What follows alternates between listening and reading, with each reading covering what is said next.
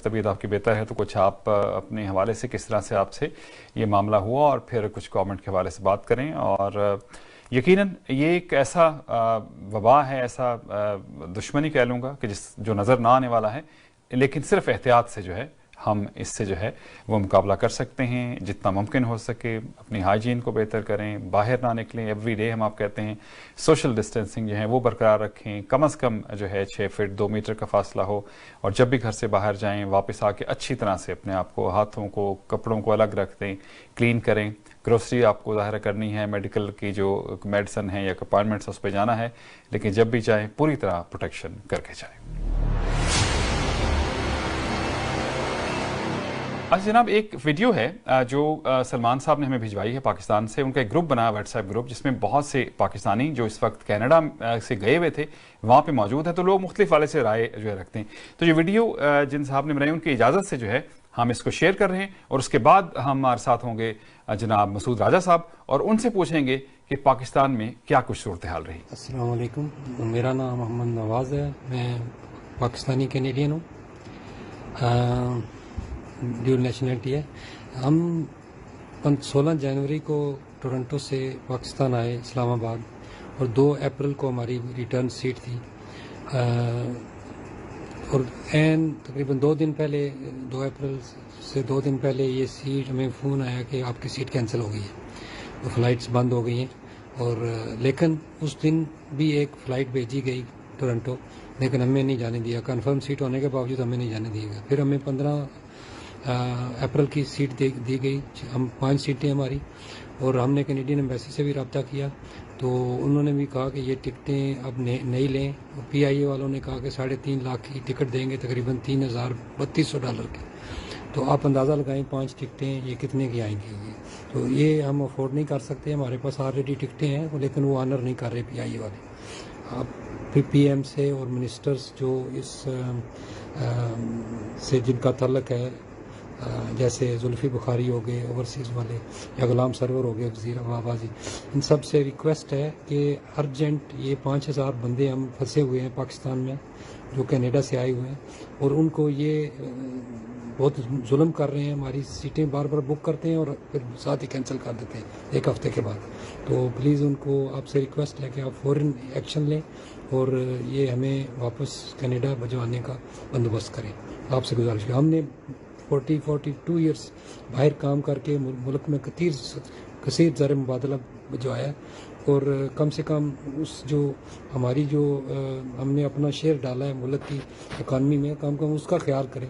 वरना next time कोई appeal करेगा तो ये इतने बदजन हो चुके हैं हम लोग जो कैनेडियन पाकिस्तानी यहाँ पे स्ट्रेंडेड हैं कि अब नेक्स्ट टाइम हम सोच भी नहीं सकते कि PIA पे सफ़र करेंगे या अपने मुल्क में हम पैसे खर्च करेंगे। तो प्लीज़ आप फ़ौरन एक्शन लें ताकि हमारा एतमाद बहाल हो सके। बहुत शुक्रिया, थैंक यू, अल्लाह हाफ़िज़। ये जनाब आपने ये वीडियो भी देखी जिसमें जाहिद साहब बता रहे हैं कि क्या सूरत हाल उनके साथ रही, और इससे प्रोग्राम के आगाज़ में जिक्र भी किया था हमने। मसूद राजा साहब से आपकी मुलाकात कराएंगे, एक्स कन्वीनर हैं PTI के, आप कम्युनिटी में बड़ा ज़बरदस्त काम करते हैं, सोशल एक्टिविस्ट हैं, और PTI से भी ज़ाहिर ताल्लुक़ रहा है, बिजनेसमैन भी हैं। ये ख़ुद वहाँ मौजूद थे और इनकी एक वीडियो भी वायरल हमने व्हाट्सएप पे भी देखी। तो अब ये वापस आ गए हैं पाकिस्तान से, यहाँ मौजूद हैं, उनसे कुछ इस हवाले से बात करते हैं। मसूद भाई अस्सलाम वालेकुम। जी वालेकुम अस्सलाम अरशद भट्टी साहब, शुक्रिया आपका। आपकी हमने वहाँ जो एक वीडियो थी वो भी देखी जिसमें आप लोगों को बता रहे थे कि इतना छोटा सा कमरा है भाई, 250 बंदे आपने बिठाए हैं, कौन से सोशल डिस्टेंसिंग है, और उसके बाद ओवरऑल बहुत सी बातें PIA के हवाले से। थोड़ा सा मैं चाहूँगा हमारे क्योंकि हमने इस पर पहले भी प्रोग्राम किया, वहाँ से मुख्तलिफ लोगों की वीडियोज़ भी दिखाई, हमारे जो मेम्बरान पार्लियामेंट हैं उनसे भी बात की, सलमान साहब भी वहाँ बात हुई। थोड़ा सा इस सारे मामले को आप अपनी ज़ुबान में बयान करें और फिर मैं कुछ आपसे क्वेश्चन करता हूँ। जी अरशद भट्टी साहब, जब ये सबसे पहले तो मैं TV 360 का शुक्रिया अदा करता हूँ कि आपने भरपूर तरीके से इस मामले को उठाया अब तक। और चूंकि मैंने पर्सनली इस मामले को वहाँ पे जो है वो फेस किया, तो मैं उस हवाले से बताता हूँ कि जिस दिन इन्होंने एक तो बिल्कुल ही 8 घंटे के नोटिस के ऊपर जो है ना ये टोटल जब लॉकडाउन कर दिया और फ्लाइट्स को बंद कर दिया, इंटरनेशनल ऑपरेशन सारे बंद कर दिए, तो उसके बाद इन्होंने अनाउंस किया कि स्पेशल फ्लाइट्स जो हैं वो चलेंगी 27 तारीख से, 27 मार्च की मैं बात कर। ठीक है, ठीक है। 26 मार्च को मैं खुद पर्सनली जो है वो गया PIA ऑफिस रावलपिंडी में, और जब वहां पे हम पहुंचे तो अंदर कोई तकरीबन उस वक्त, क्योंकि इन्होंने UK के लिए भी फ्लाइट ऑपरेशन स्टार्ट कर रहे थे और कनाडा के लिए भी और USA और ये सारा जो सिलसिला चल रहा था, तो जब मैं अंदर गया तो अंदर कुछ तकरीबन 250 से ऊपर लोग जो है ना वो छोटे से कमरे के अंदर जो है वो बैठे हुए थे। ठीक है। तो मैंने वहां पे भी इस मामले को रेज किया कि एक तरफ जो है वो गवर्नमेंट ये कह रही है कि सोशल डिस्टेंसिंग करनी है और ये कोरोना का इशू है, तो आपने यहाँ पे अंदर इतने लोग खड़े हैं तो ये कैसे इतने लोग अंदर क्यों कैसे आ गए और ये क्या सिलसिला चल रहा है। दूसरा, मैंने PIA के स्टाफ से ये बात की कि हमने, जब मैं यहाँ से खुद गया था और मैंने टिकट जब खरीदी थी तो मैंने PIA की वेबसाइट पे जाके ऑनलाइन टिकट खरीदी। ठीक है। तो मैंने उनसे कहा कि आप इस चीज को पब्लिक के लिए इजी क्यों नहीं कर देते कि आप इसको एक स्केड्यूल देते कि भाई ये स्पेशल फ्लाइट चल रही है और उस स्केड्यूल के हिसाब से जो पहले आपने फ्लाइटें कैंसिल की, या तो ये हो कि जी उन लोगों से आप कंसेंट ले लेते कि जी किस डेट को जो है वो अगली फ्लाइट चल रही है और किस डेट को आप जाना चाहते हैं, और लोगों को अपने घर में बैठ के, मेजॉरिटी जो है वो इंटरनेट आजकल अवेलेबल है, लोग यूज करके अपनी ऑनलाइन बुकिंग कर लेते हैं, तो उससे क्या होता है कि जी आप ये मैस जो आपने यहाँ क्रिएट किया हुआ है ये चीज ना होती। उन्होंने कहा जी नहीं, ये तो स्पेशल फ्लाइट्स हम चला रहे हैं और इसका जो है वो फेयर भी जो है वो डिफरेंट होगा, और दूसरा ये कि जी ये तो मुझे नहीं पता, हमें नहीं पता कि जी ये लोग इतने यहाँ पे इकट्ठे क्यों हो गए, क्योंकि ये ऑलरेडी फ्लाइट्स जो हैं वो बुक हो चुकी हैं। ओके। उसके ऊपर मैंने उनसे सवाल पूछा कि जी ये तो कल शाम 4 बजे अनाउंस हुई हैं और 4 बजे अनाउंस होने के बाद ये कैसे मुमकिन है कि जी सुबह 10 बजे मैं यहाँ पे आया हूँ तो उस वक्त ये सारी की सारी फ्लाइटें जो है वो बुक हो चुकी हुई हैं। उन्होंने कहा जी नहीं, कोई सीट अवेलेबल ही नहीं है और ये सारी की सारी फ्लाइटें जो है वो ऑलरेडी बुक है। फिर उसके बाद जब मैं अंदर से बाहर निकला हूँ PIA के ऑफिस से, तो बाहर मेन गेट के ऊपर काफी सारे लोगों को उन्होंने रोका हुआ है और उनको अंदर जाने नहीं दे रहे। तो वहां पे पता चला तो वहां से भी काफी सारे लोग जो थे, कोई यूरोप से रिलेटेड, कोई कनाडा से रिलेटेड, तो वो लोग बाहर खड़े थे। तो फिर मैंने वहां पे खड़े होके तो ये वीडियो बनाई जिसके अंदर मैंने अपना इंट्रोडक्शन भी करवाया, क्योंकि डेफिनेटली मेरा ताल्लुक था PTI के साथ, तो मैं इस सिचुएशन को जो है वो हाईलाइट करना चाहता था गवर्नमेंट लेवल तक।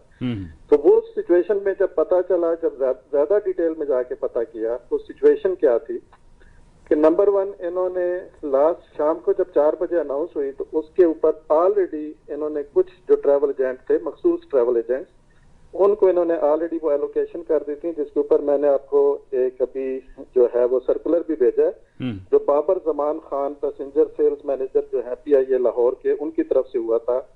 और अगर आप उस सर्कुलर को पढ़ें तो उसके एंड पे एक लाइन लिखी हुई है, all are encourage to mature maximum sale, और आगे नीचे उसके सर्कुलर मैंने किया हुआ, उसके नीचे लिखो हैप्पी सेलिंग। इसका मतलब ये है कि ये PIA ने बजाय इसके कि ये जो ओवरसीज पाकिस्तानी वहां पे फंस गए उनको एज अ विक्टिम ट्रीट करते कि भाई ये लोग परेशान हैं, उनको उन्होंने सेल्स अपॉर्चुनिटी के तौर पे यूज किया। और ये सर्कुलर आपके पास है, मैंने आपको भेज दी थी उसकी कॉपी। ये कॉपी मुझे कहीं से मिल गई थी, मैंने उसके ऊपर भी फिर अपना जितना प्रोटेस्ट कर सकता था वो मैंने किया। अब ये सारी सिचुएशन जब हमने हायर अप्स के साथ रेज की तो उन्होंने कहा जी क्योंकि जी 1 वे जा रही हैं ये जो फ्लाइटें हैं, तो मेरा उसके अंदर आर्ग्यूमेंट था, मैंने कहा जी 2 चीजें आप अगर कर दें, नंबर 1 ये है कि जी जो प्राइस भी करनी है वो अक्रॉस द बोर्ड फिक्स कर दें, वो चाहे 2 लाख करनी है, 3 लाख करनी है, जो भी आपकी प्राइस है उसको अक्रॉस द बोर्ड फिक्स करें, सबके साथ इक्वल ट्रीटमेंट करें। और दूसरा, ये जो फ्लाइटें हैं इनको आप ये ट्रैवल एजेंट्स के ऊपर या PIA के स्टाफ के ऊपर ना छोड़ें, इनको पूरा ओपन करें ताकि वेबसाइट के ऊपर जाकर हर बंदा जो घर बैठा है वो अपना first come first serve basis पे उनको बुक कर ले, और जो जाना चाहते हैं, जो एक्स्ट्रा पेमेंट अफोर्ड कर सकते हैं, चले जी वो चले जाएं। दूसरी चीज मैंने कहा इसके अंदर आप इस चीज को सोचें कि जो लोग फैमिलीज के साथ आए हुए हैं, चाहे अगर कोई एक इंडिविजुअल आया हुआ है तो शायद उसके लिए तो ये पॉसिबल होगा कि वो 3.25 लाख या 3.5 लाख की टिकट अफोर्ड कर सके, लेकिन घर के अगर 4 या 6 अफराद आए हुए हैं तो उनके लिए ये पॉसिबल नहीं होगा। उसके ऊपर जो मुझे PIA ऑफिशियल में जवाब दिया, उन्होंने कहा जी आपको तो गवर्नमेंट वहाँ पे PTI अपना कैनेडियन गवर्नमेंट $5,000 $5,000 दे रही है, तो आप लोगों को जो है इससे क्या फर्क पड़ता है। मैंने उन्हें एक्सप्लेन किया, मैंने कहा जी ये जो $5,000 गवर्नमेंट ने अनाउंस किया है वहां पे, वो नंबर 1 तो है कि वो लोन है जो कि लोगों को जाके वापस करना होगा, उसकी कोई सर्टन लिमिट होगी उसके बाद। और दूसरा ये कि इस $5,000 मिलने का ये कतई मतलब नहीं है कि आप उन लोगों को, वो कर्जे की अमाउंट है तो वो आप उनसे यहाँ पे जो है वो बटोरना शुरू कर दें कि जी ये पैसे आपको चूंकि मिल रहे हैं तो ये सारे के सारे आप यहीं पे छोड़ के जाएं। तो ये कोई मुनासिब बात नहीं है।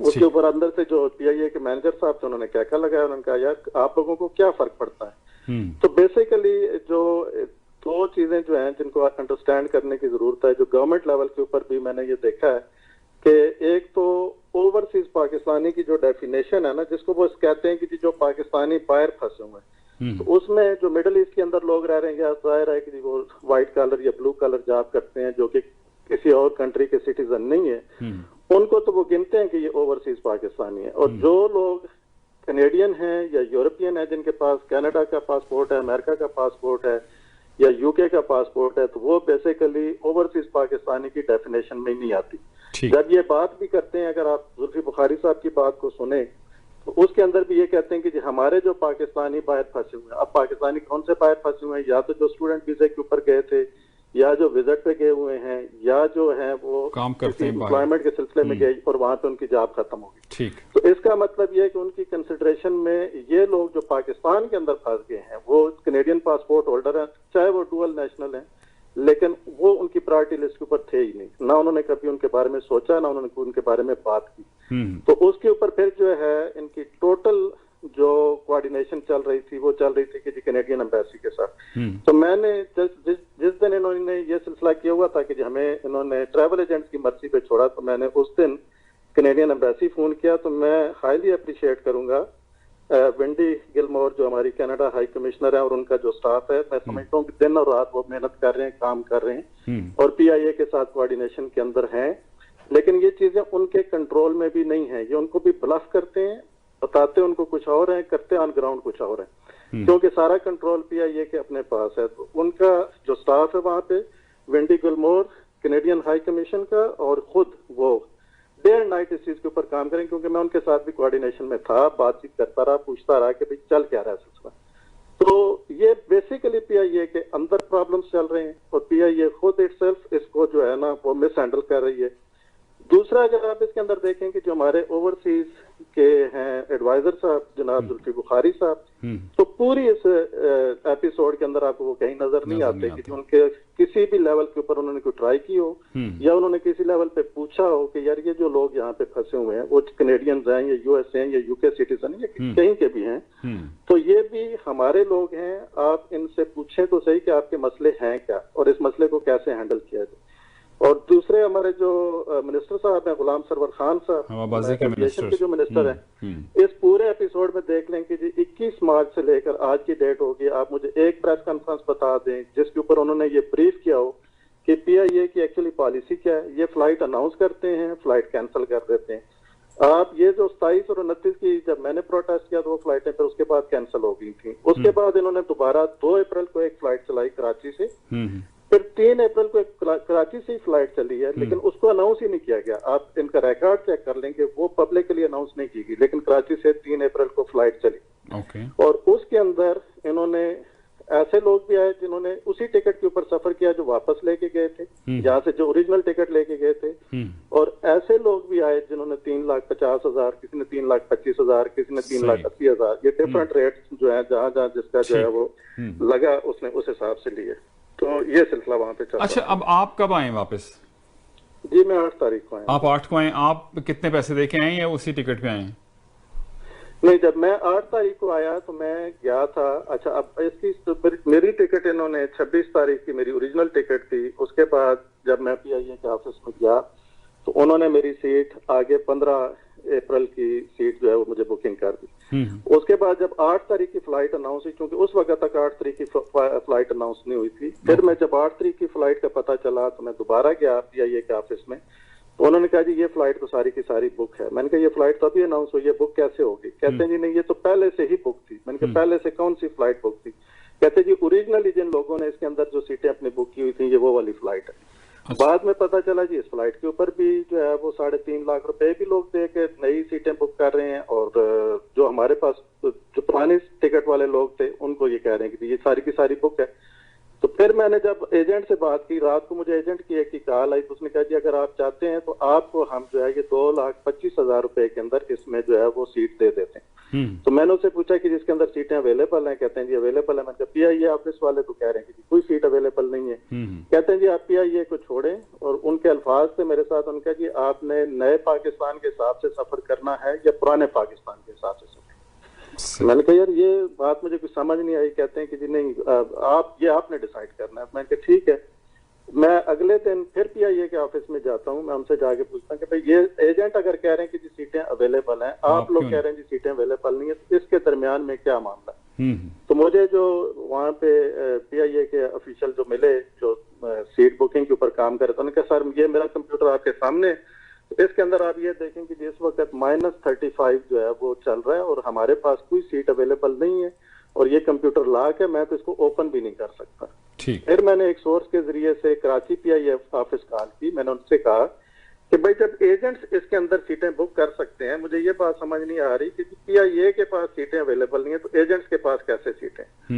तो उस पे उन्होंने कहा कि जी ये जो है वो सेंट्रल CRC एक डिपार्टमेंट है इनका, आप वहां पे किसी के साथ अगर अप्रोच कर सकते हैं तो ये वहां से ही फ्लाइट कुछ मिनट्स के लिए खोली जाती है, वहां से जिसकी सीट उन्होंने बुक करनी होती है वो कर देते हैं और उसके बाद फिर बंद कर देते हैं। मैंने कहा जी ये CRC डिपार्टमेंट क्या कहते हैं जी, ये इनका सेंट्रल रिजर्वेशन सेंटर है कोई इस तरह से। तो मैंने कहा अच्छा, तो वहां का फिर सोर्स जो है वो निकाला जाए और उसके बाद फिर ये सीट हो सकती है। तो अब आप ये देखें कि मतलब कि मैं अपनी बात करता हूं कि जी अगर मैं PTI के उसके ऊपर था, मैं बाकी चीजों के ऊपर भी थोड़े रिसोर्सेज अपने इस्तेमाल करके, तो ये सारी इंफॉर्मेशन मुझे मिल रही है कि अंदर खाने ये चीजें हो भी रही हैं। दूसरी साइड पे इन्होंने एजेंट्स को भी ऑथराइज किया हुआ है, उनके जरिए से भी ये PIA का स्टाफ जो है वो पैसे कमा रहा है और ये चीजें अंदर खाने हुई जा रही हैं। फिर मैंने एक बंदे से बात की, उसने मुझे कहा जी आपको जो है वो हम रात तक बताते हैं। शाम को आप ये ध्यान में रखें कि PIA शाम को 5 बजे बंद हो गया था। ठीक,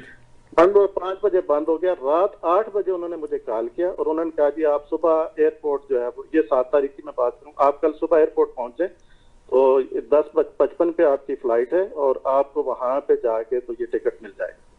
मैं जनाब एयरपोर्ट पे पहुंचा, एयरपोर्ट पे मुझे टिकट मिली है। अब उसके बाद उन्होंने कहा जी आपको डिफरेंस पे करना पड़ेगा, और वो डिफरेंस कितना था 68,000 रुपीज। जी आपकी पहले N क्लास थी और फिर उसके बाद अब Y क्लास हो गया, लेकिन मेरे टिकट के ऊपर पहले भी Y क्लास ही लिखी थी। फिर मैंने कहा कि यार ये जो चीज है, मैंने तो 26 से आपको नहीं कहा था कि मेरी सीट आगे कर दें, तो ये आपकी मिस्टेक है ना, मैं तो 26 को जाना चाहता था। उन्होंने कहा जी इस वक्त तो राजा साहब आप जो है शुक्र करें कि आपकी ये सीट हो रही है, तो बस ये लें और बस निकलें।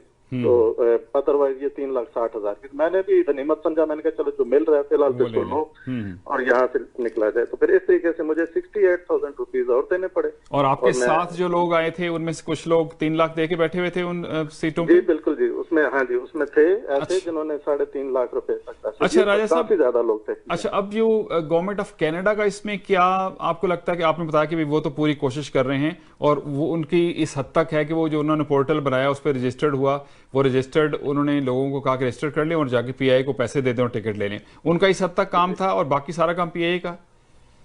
बाकी टोटल जो है जी ये PIA का है। जो उनकी जो डीलिंग थी वो सिर्फ और सिर्फ इनके साथ इस चीज के ऊपर डील कर रहे थे कि आप यहाँ से फ्लाइट्स को चलाएं, क्योंकि कनाडा ने तो अपनी एयर स्पेस बंद नहीं की थी, एयरपोर्ट्स बंद नहीं किए थे, क्योंकि पाकिस्तान ने ये बंद किए थे। तो उन्होंने कहा जी हम इनको लेने के लिए तैयार हैं, जो हमारे लोग हैं इनको आप यहाँ से निकालें। और डेफिनेटली क्योंकि PIA वाहिद एयरलाइन है जो डायरेक्ट, क्योंकि आपने सारे एयरपोर्ट जब बंद कर दिए तो उससे क्या हुआ कि एमिरेट्स एयरलाइन बंद होगी, उन्होंने ऑपरेशन बंद कर दिया, टर्किश एयरलाइन ने अपना ऑपरेशन बंद कर दिया, तो वाहिद एक एयरलाइन जो चल रही है वो PIA एयरलाइन चल रही है। अच्छा, अभी तो उस पे डेफिनेटली उनको नहीं सही रास्ता रखना। अच्छा, अब आप जैसे बता रहे हैं कि मतलब PIA से टिकट अगर लोगों ने लेनी है, जाहिर है उन्होंने चले जो रजिस्टर्ड हो गए 3.5 लाख 3.25 लाख के ऊपर उन्होंने तो ले ली, अब आप कहते हैं कि कुछ एजेंट्स को इन्होंने टिकट्स दे दिए। अगर सिस्टम बता रहा है कि जी 35 माइनस में जा रहा है, तो एजेंट्स के पास उन्होंने कहा कि वो एजेंट से ले लें। ये मतलब आपके पास इसके कोई प्रूफ्स हैं? मतलब जैसे आप बाज़ औक़ात पीआई कहते हैं कि भी ऐसे लोग इल्ज़ाम लगाते हैं, तो आपने ये प्रूफ्स देखे हैं कि भाई लोग, जैसे आप एक प्रूफ तो आप खुद हैं कि आप 68,000 सिर्फ दे के आए हैं और बाकी लोग 3.25 लाख रुपए दे के आ रहे हैं, तो इस तरह से मतलब एजेंट्स किसी से लाख ले लिया, किसी 50,000, ऐसे करके वो करते रहे? जी बिल्कुल, मैं ऐसे लोगों को भी जानता हूं जिन्होंने फिर जो है वो 1 लाख रुपया दिया और उसके बाद उन्होंने टिकट्स ली। मैं ऐसे लोगों को भी जानता हूं और वो यहाँ पे मौजूद हैं। दूसरा, मैंने अभी आपको 2 बोर्डिंग पास भेजे हैं, 2 लोगों की आपको टिकट्स की कॉपी भेजी है जो सेम टिकट के ऊपर ट्रेवल करके आए हैं वहां से, कुछ पैसे दिए बगैर, कुछ पैसे दिए, और उनके साथ बाकी लोग जो हैं वो 3 लाख भी देते रहे। हाँ जी, तो ये कल जो फ्लाइट आई है 15 तारीख को, 15 अप्रैल को, उसमें से तकरीबन 13 के करीब लोग ऐसे हैं जो सेम टिकट के ऊपर ट्रेवल करके आए हैं और कोई पैसा नहीं दिया उन्होंने। और बाकी के आप समझ लें कि जितने लोग भी आए हैं उसके अंदर उन्होंने 3,60,000 के करीब पैसे दिए। और प्लस ये है कि जी इसी जहाज के अंदर जो है अब एक प्ली जो पीआईए वाले लेते हैं कि जी हम जो है वो सीट बाय सीट नहीं बिठाते, दरमियान वाली रो खाली रखते हैं, लेकिन इस जहाज के अंदर देखें मेरे पास वीडियो मौजूद है, वो भी मैं आपको भेज दूंगा, जिसके अंदर जो है वो सारे सीट बाय सीट नहीं है। कुछ सीटों के ऊपर जो है वो 3 बिठाए हुए हैं और कुछ पे तो कुछ सीटें वो मुमकिन है कि फैमिली के हों, कुछ हो सकता है फैमिली के इकट्ठे बिठा सकते हैं। नहीं सर, फैमिली के नहीं है वो। मैं आप जिस साहब ने मुझे वो भेजी है वीडियो, वो दरमियान में बैठे हुए हैं, उनके इर्द गिर्द जो है वो 2, एक साइड उनका एक फादर है और एक साइड पे लड़का, और ये दरमियान में इनकी सीट है। ये बिल्कुल इंडिपेंडेंट दूसरी फैमिली से बिलोंग करते हैं, तो ऐसे सिलसिला है। और ये जो लोग आप आए हैं, आप बता रहे हैं कि 13 लोग जो हैं वो इसमें same without any extra charges दिए उन्हीं सीटों के ऊपर रिटर्न सीट पे इन्होंने सफर किया है, और ये इस बात को मतलब ऑन मीडिया भी बता सकते हैं कि हाँ हम इस तरह से आए हैं।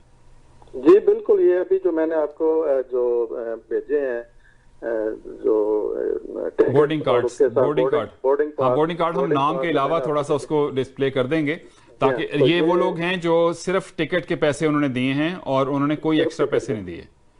नहीं, उन्होंने कोई एक्स्ट्रा पैसे नहीं दिए। और ये कल 15 तारीख को जो फ्लाइट आई है उसके ऊपर आए हैं। फिर 3 तारीख को जो फ्लाइट आई है उसके ऊपर गया पाकिस्तान में, आपको पता है कि जिस व्हाट्सएप ग्रुप बने हुए हैं वहां पे एक खातून ने मैसेज डाला था और वो सेम टिकट के ऊपर ट्रेवल करके आई हैं। उनकी ऑडियो उस ग्रुप के अंदर मौजूद है। तो ये सलमान तारिक, तो ये बात जो है ये, हाँ, तो ये क्यों पीआईए को नहीं पता कि ये चीजें सामने आ जाएंगी, बहुत सारी चीजें। तो ये तो अब इमरान खान साहब तो बहुत ज्यादा एहतसाब के वाले से और उससे बात करते हैं, उनको इस बात से डर नहीं लगता?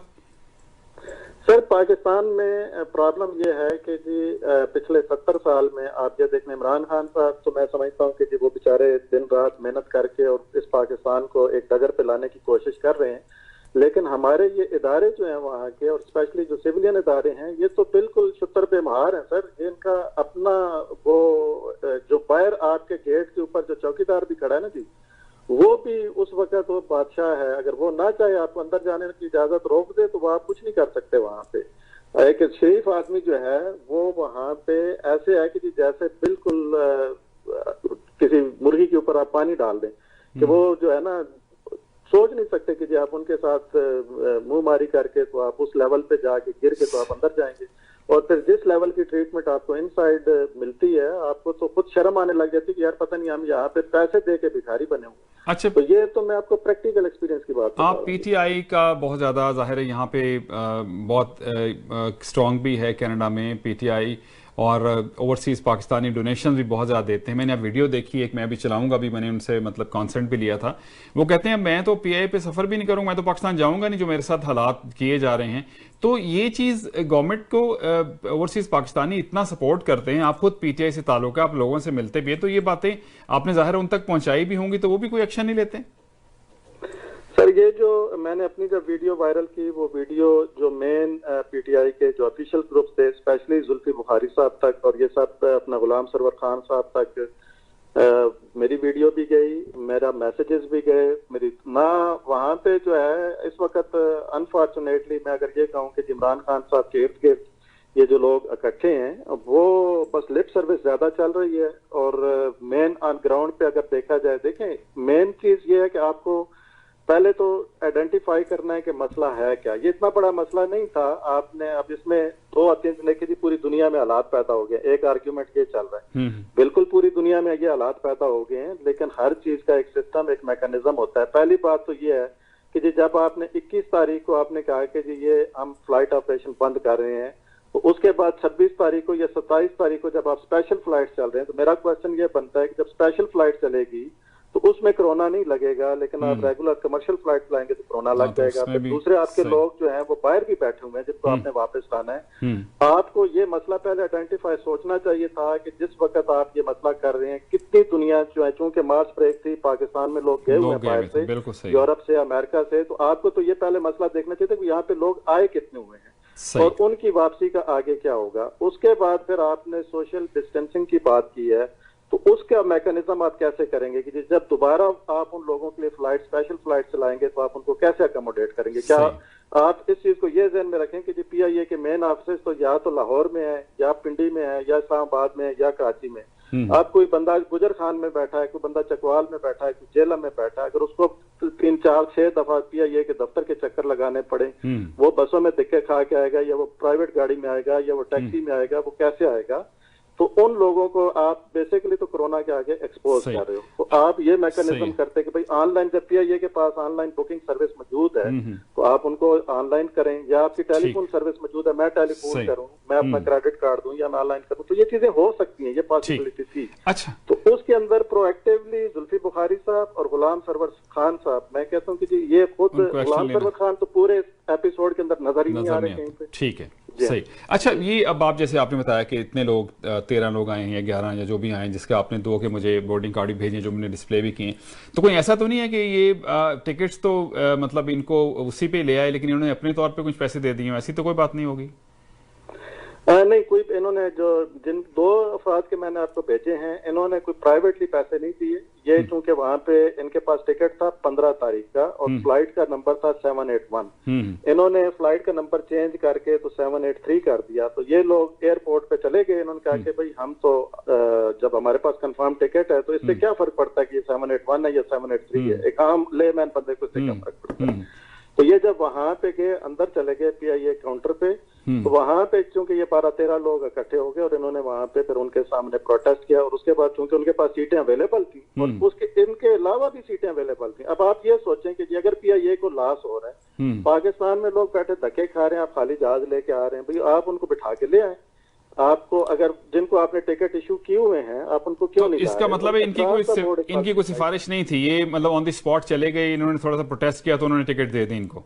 जी हाँ, ये जो 2 लोग थे, इनका जो बकौल इनके ये है कि जी हमने कोई सिफारिश नहीं करवाई, और ये जो है हमें सेम हम वहाँ पे मौजूद थे तो हमें उन्होंने मतलब ये कंफर्म है, ये ना हो कि मतलब वो कहीं और कोई मसला होता इन्होंने, लेकिन ये कंफर्म इन्होंने कोई टिकट, कोई पैसे फालतू नहीं दिए और इसके ऊपर नहीं कोई पैसे नहीं दिए। अच्छा, और जाहिर है, और इसकी तरह लेकिन इसी फ्लाइट में उनके साथ कुछ लोग जो हैं वो 3.25 लाख 3.5 लाख दे के भी आए हैं, ऐसा भी है? जी बिल्कुल आए, ठीक, बिल्कुल आए। तो आपके ख्याल लोग नहीं, काफी सालों। अच्छा, आपके ख्याल में इसमें कैनेडियन हाई कमीशन या गवर्नमेंट ऑफ कनाडा का कोई कसूर नहीं, वो अपनी पूरी कोशिश कर रहे हैं, जहां कहीं भी कुछ फ्लॉज हैं वो PIA के फ्लॉज हैं आपके ख्याल में?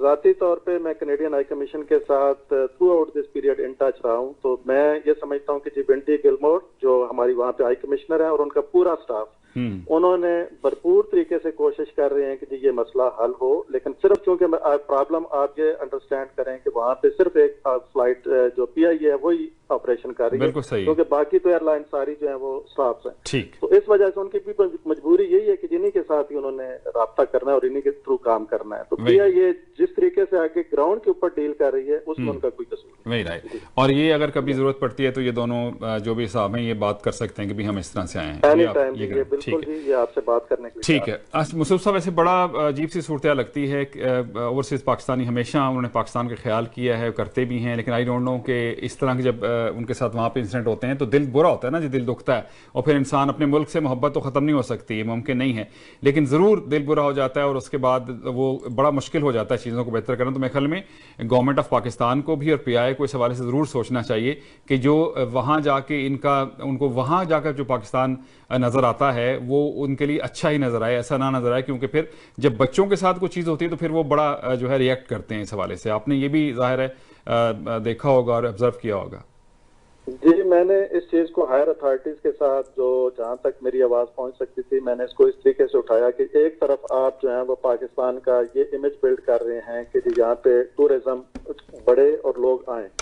तो चूंकि जब से इमरान खान साहब की गवर्नमेंट आई है तो सबसे ज्यादा लोगों की एक उम्मीद भी होती है कि जी अब साल 2 साल गुजर गए हैं तो हम जाएं ग्राउंड के ऊपर जाकर देखें, और स्पेशली अपने बच्चों को भी लेके गए लोग। तो ये मानते हैं कि जी इस किस्म के मसाइल आते हैं, लेकिन ये जो PIA है ये कोई आम इदारा नहीं है ना, एक आप इंटरनेशनल कैरियर आपका। बिल्कुल सही बात। तो आप एक जर्नल कोई इदारा हो तो शायद आप उसके बारे में थोड़ी सी आंखें बंद भी कर लें, लेकिन आपका एक इंटरनेशनल कैरियर और उसके अंदर इस लेवल की मिसमैनेजमेंट हो रही हो तो ये बड़ी बुरी चीज है, जो कि ओवरसीज पाकिस्तानियों का बड़ा बुरा इम्पैक्ट पड़ता है इसके ऊपर।